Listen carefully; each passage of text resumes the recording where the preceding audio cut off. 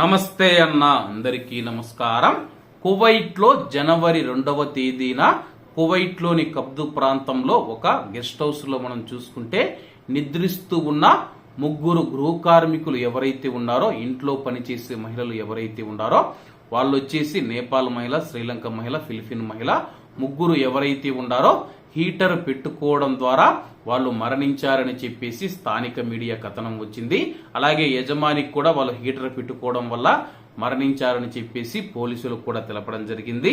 తాజాగా మనం చూసుకుంటే ఫిలిప్పీన్స్ కు సంబంధించిన మహిళ ఎవరైతే ఉన్నారో, ఆ ఇంట్లో పనిచేస్తూ ఉన్న మహిళ ఎవరైతే చనిపోయిన మహిళ ఉన్నారో ఆమె యొక్క మృతదేహాన్ని ఫిలిప్పీన్ దేశానికి అయితే పంపించడం జరిగింది.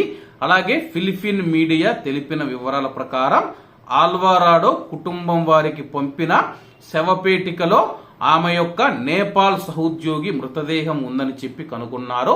అలాగే ఫిలిపిన్ మహిళకు పంపించాల్సిన మృతదేహం ఏదైతే ఉందో ఆ యొక్క మృతదేహం ఆ యొక్క కుటుంబ సభ్యులకు వెళ్లకుండా నేపాల్ కు సంబంధించిన మహిళ యొక్క మృతదేహం ఇలా ఫిలిపిన్ కు వెళ్ళిందని చెప్పేసి, అలాగే జనవరి 2వ తేదీన వీళ్ళు హీటర్ పెట్టుకోవడం వల్ల ఆ యొక్క పొగను పీల్చడం వల్ల ఊపిరాడకుండా మరణించినట్లు నివేదించబడింది.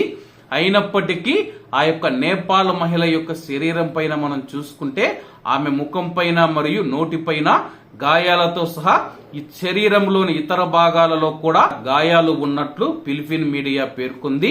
అలాగే కుటుంబం దీని గురించి ఆందోళన వ్యక్తం చేసింది.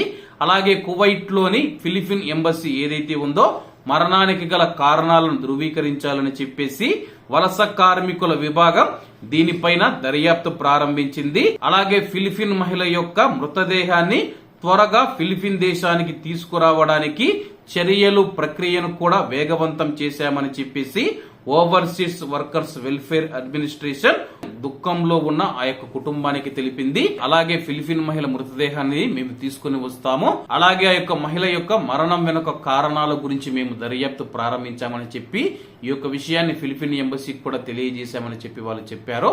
మరి దీనికి సంబంధించిన పూర్తి వివరాలు తెలియాల్సి ఉంది. ప్రస్తుతం ఫిలిపిన్ మీడియా ఈ యొక్క విషయాన్ని అయితే పబ్లిష్ చేస్తూ ఉంది.